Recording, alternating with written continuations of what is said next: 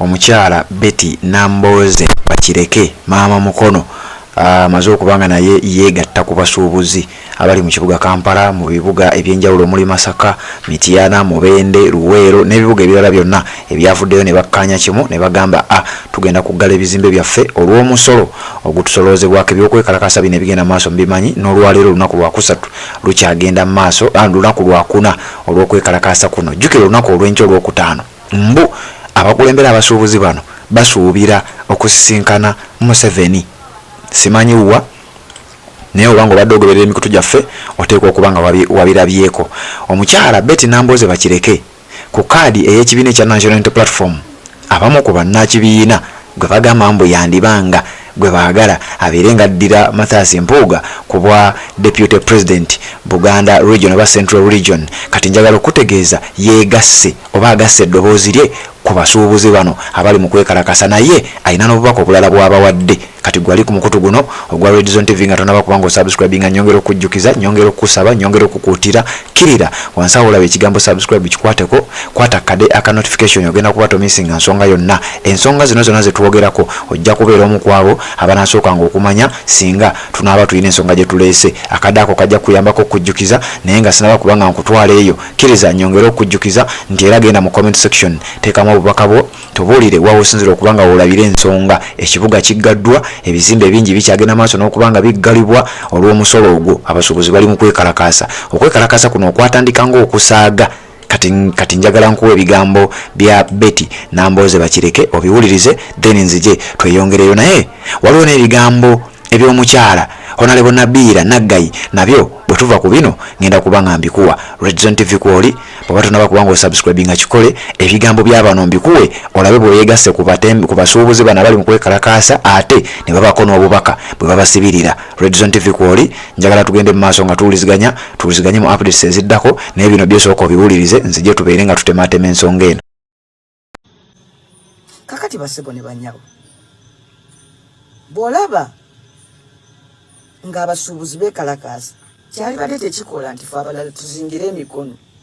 Fena twali badde tugamba nti oba abasuubuzi beekalakaasiza naffe mu office tetujja genda n'abamotoka tebajja zivuga. Ekyo kyokka kye kisobola okututaasa. Naye bino byendabye abasuubuzi bye balimu ebyekyejo mbu bakaaba bayita Museveni jangu otulabe. Museveni jangu otulabe. Waliwo ne gwendabye wano omukyala jjajja tuli bazzukulu bo wamaffe tetuli mu byabufuzi. Temuli byabufuzi ababataddeko omusolo babadde bannaddiini. Babadde balamuzi be bayisiza omusolo baba nabyabufuzi mu Parliament. So gwe lwaki okaaba omusolo ng'ate bwe weetonda ng'olinga agamba nti gwe Munnayuganda ozizza musango. Mmwe ne musigala ng'okulaba ku gavumenti ng'ebasaba musolo, ng'ebasaba kalulu, oba ng'erese poliisi bakwata.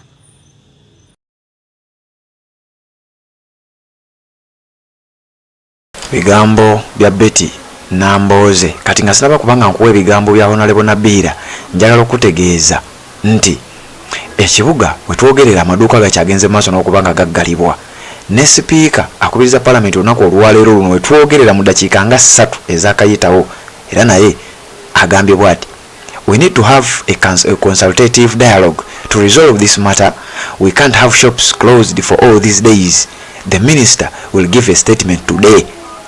Speaker, ebintu bino jjukira Parliament ebadde yeefuula nnyo etabiriimu, ebadde yeefudde nnyo etabigendamu.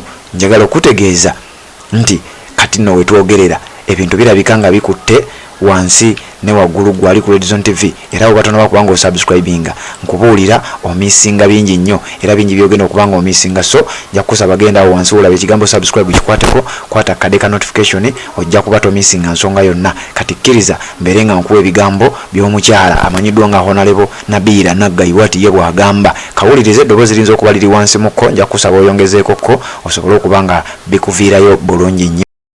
Omulimu gwe mwatandise nga gugezaako kulongoosa mirimu gyammwe egy'obusuubuzi. Uganda obusuubuzi bwe bugiyimirizaawo era emisolo egisinga okutambuza nga tetwewoze, ne ssente ezisasula amabanja ge tulina ebweru ziva mu basuubuzi. Naye kyenyamiza nti omusuubuzi ajjukirwa nga yeetaagibwa kusolooza musolo wabula nga ekimugabirira oba ekimuyimirizaawo tekitunuuliddwa. Omusuubuzi alinga nga akajja obunaku, enkuba bw'etonnya ekuba ye, trela bw'egwa ebadde ereeta ebintu bw'egwa egwa ku lulwe, essente bwe zimubula ezikiliyaringa zibula ye, ennyumba asinga ye.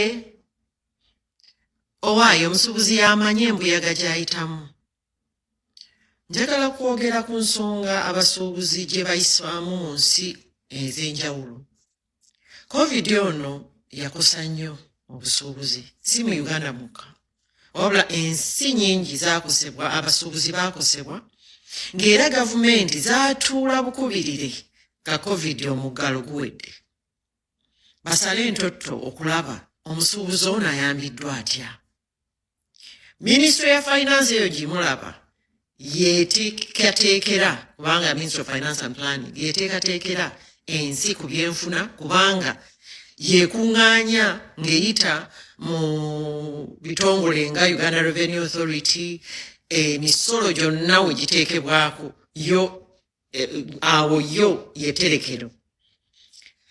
Naye Uganda yo teyatuula kulaba musuubuzi akoseddwa emyaka 2 n'omusobyo eza Covid. Agenda kuddawo atya? Ki ekimuweereddwa? Bw'aba taweereddwa ssente, emisolo gikenzereddwa kitya asobole okuyita mu kinnya Covid kye yasima? Nze natuula ku kakiiko k'ebyobusuubuzi okumala emyaka 10, Committee of Trade, Tourism and Industry. Nenekkaanya neneetegereza embeera omusuubuzi gy'ayitamu.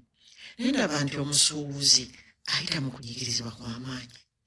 Naye nga bitongolo ki ebirina okutambulira awamu okulaba nti omusuubuzi bizinensi ye etambula bulungi, nga n'omusulo bwe bagenda ogusolooza oba ng'ente gy'okama amata okulaba eri ebiwata, erina omuddo, enywa amazzi. Kati ebitongole ebirabirira omusuubuzi bye bino wammanga: Ministry of Finance, Ministry of Trade,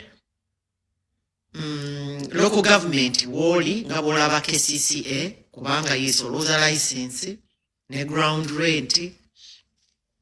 Ebyo byonna omusuubuzi ebyo ebitongole birina kulabirira wabula si kutulugunya. Kati Uganda ekizibu kye twafuna ky'omusuubuzi, ebitongole ebyo bimulabanga aduuyi omulabe. Misinde, jangu, tugenda kusiba, tugenda kusizinga ebintu byo, tugenda kukola kino. Ate nga bw'ogasseeko ne Uganda Investment Authority ewa license naddala abagwira okujja okukolera mu Uganda. License zino ebiseera ebisinga bazibawa nga bazze kukola amakolero g'amaanyi, $10,000 kudda waggulu eja $1 n'omusobyo. Ate nga balina n'okutereka ssente zino ng'omusingo mu Bank of Uganda gusigalewo, nti tebajja ne boonoona ebyobusuubuzi oba ne batakola kye bajja kukola nga gavumenti tebakuteeko. Kati ekizibu kye twafuna nti abantu bajja n'agamba ngenda kukola factory, zize kuzimba woteeri ya myaliiro 50, n'atuuka n'atandika kufumba mmere nga license bagimuwa emyaka 5 tasasula musolo. Kati gwe baabuwe ayina restaurant yo e Uganda ng'eyiyo esasula omusolo gwa KCCA license, omusolo gwa revenue. Kati gwe nno y'enookola n'omuntu atasasula musolo. Kati nabana abantu bwe bajja ne ssente ezo, eyajja okuzimba factory e Hoima oba woteeri e Masindi, ng'agenda mu Kampala ng'agulawo edduuka mu Kikuubo. Mind you, license ye kwakolera tagiwaako musolo kubanga gavumenti yamuyingiza mu bitabo nga tajja kusasula ku musolo okumala emyaka 5. kati ya mufo ky'okugenda e Masindi n'atuula mu Kampala ne muvuganya owa musolo tawa musolo aze ne ssente engwira oluusi ava mu nsi ekola ebintu ebyo mu bye musuulayo najja n'atandika okukola tusobola muvuganya ekivaamu gwe ng'omusolo guwulira gukutuuse ku busomyo kati eyo gavumenti eya wakati yekwataganya Uganda Revenue Authority nekwataganya Uganda Investment Authority ne Minister ya Trade. Minister ya Trade eyo yandibadde ina obuvunaanyizibwa naye amaanyi matono ebitongole nga URA ebikisinga amaanyi Uganda National Bureau of Standards byonna bikisinga amaanyi kubanga bisolooza ssente minisitule bigiwaako bubi kati awo ne tufuna obuzibu kati ate obuweerera omusuubuzi bwe yandibufunidde local government walinga KCC kubanga kanso eyina amaanyi agatunuulira layisinsi zino g'oli muki wazeddi sookooni yandibadde ne special desk etunuulira layisinsi ez'abantu naddala abagwira abajja nga bazze kola investment naye ne bateekawo amaduuka ate nga gavuganya bannansi abatalina buweerero naddala ku musolo KCC ekozeewo ki okuggyako okuddusa emisinde n'okugoba bannayuganda ku street ne bagwa mu motoka abagwira KCCA ne gavumenti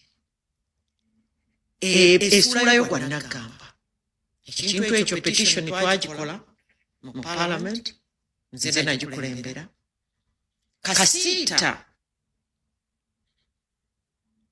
omuli ebiseera ebisinga kasiita yakwatirangako nnyo abasuubuzi naye gavumenti nga bwolaba bweyingira mu bitongole gavumenti yayingira nnyo omuntu obola nti omusuubuzi tamanye wakuddukira mbeebaza kino si kya byabufuzi naye ebyobufuzi bimaleera ne bikosa buli ali mu ggwanga gwe tojja kulowooza nti eryato libbira bweba Uganda ng'omusuubuzi gw'ogenda okusigalawo gano amateeka gakolebwa bannabyabufuzi komiti ya trade komiti ya national economy komiti ya finance mu parliament komiti ezo ezikwatibwako abasuubuzi zirina okutambulira wamu pulezidenti sirowooza nti alina ekiddibwamu kubanga tulabye nnyo nti pulezidenti alina ekiddibwamu ku bavubi ku balimi ku b'amagye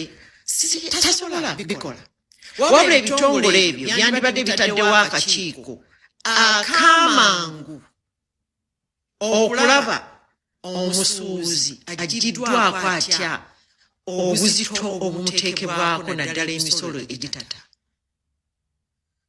kino ebeera entandikwa eno si enkomerero bayithabu abasuubuzi mwesibe enkoba bwe muba musimbudde musimbulire ddala mulabe nti nno buli ekibanyigiriza kikwatibwako naddala nga mulabye ebitongole bikikwatako nga bitudde wamu pulezidenti asobola kutuula yekka n'agamba asobola okukola ekintu ekirudde ate ekyetaaga